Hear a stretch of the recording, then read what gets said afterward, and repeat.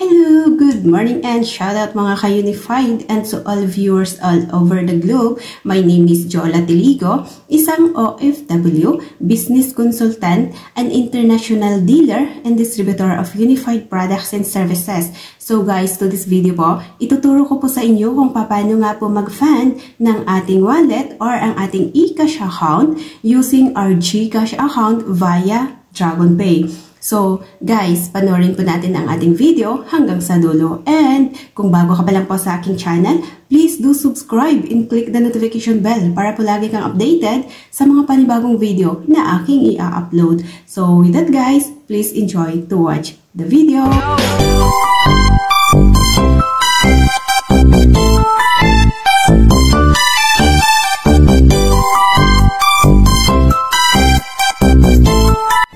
Hello guys! Ayan, so magsa-sign in tayo dito sa ating system.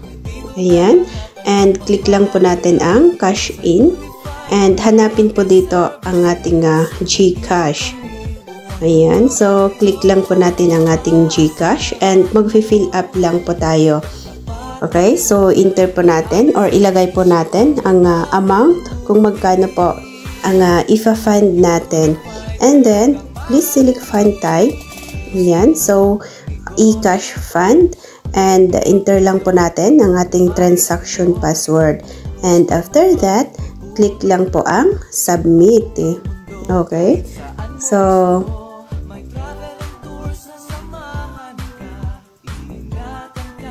ayan po. Naglo-loading. And click lang po natin ang send instruction via email or mobile. And copy-paste lang po natin ang reference number kasi ito po yung gagamitin natin doon po sa ating GCash account. Okay? Kapag na-copy-paste na po natin yan, back lang po tayo and magpo-proceed po tayo sa ating GCash account. Ayan. So, maglalagin po tayo dito. And ayan, loading. Okay. So, dito na po tayo. Click lang po natin ang bills. And then, click po ang view all. Okay. So, search lang po natin dito ang DragonPay.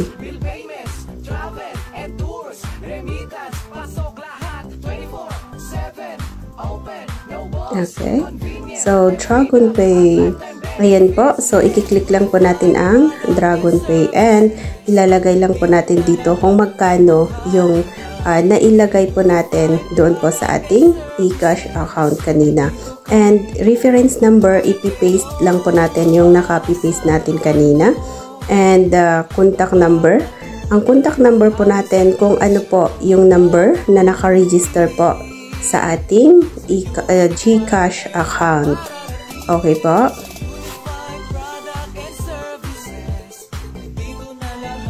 Ayan, so payment received.